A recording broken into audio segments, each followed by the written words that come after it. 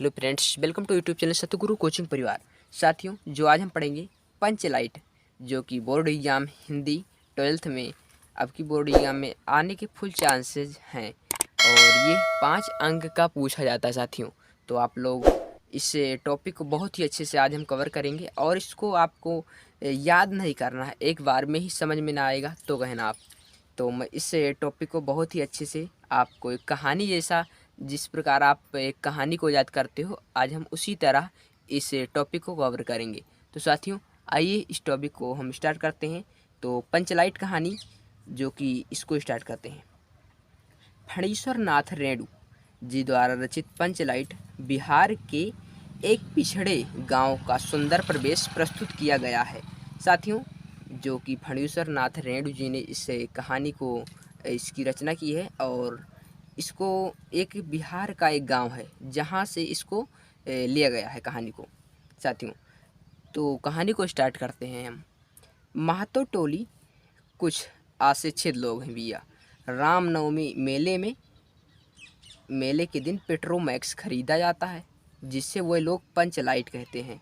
गांव के लोग अशिक्षित लोग हैं ही, तो उसको पेट्रोमैक्स ना कह के उसको पंचलाइट कहते हैं साथियों। तो उस पंचलाइट को कहते हैं गांव के लोग, लेकिन इसको इज्जत बहुत देते हैं साथियों।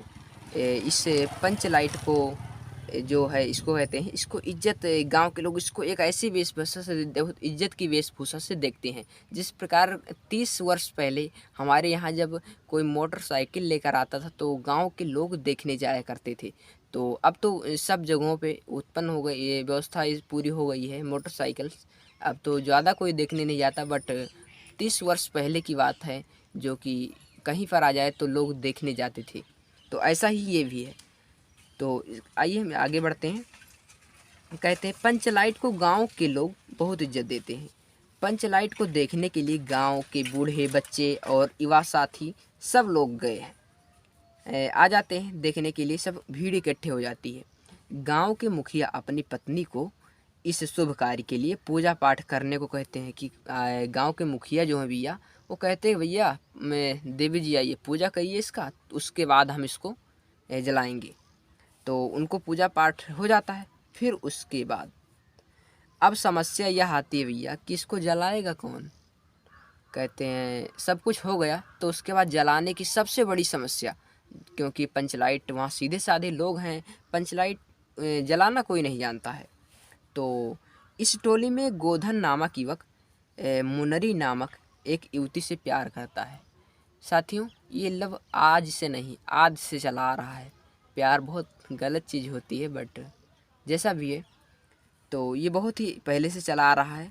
तो वो एक युवती से प्यार करता है।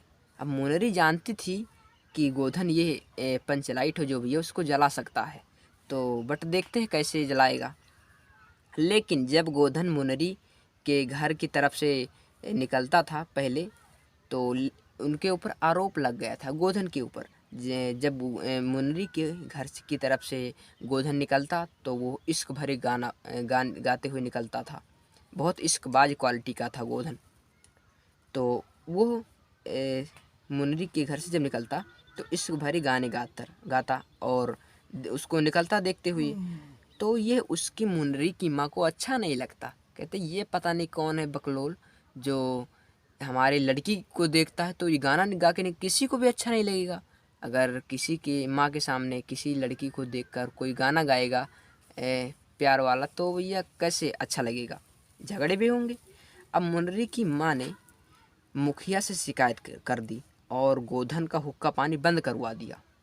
तो गोधन तो बड़ा परेशान हो गया, उसका हुक्का पानी बंद हो गया, उसे जाति से निकाल दिया गया।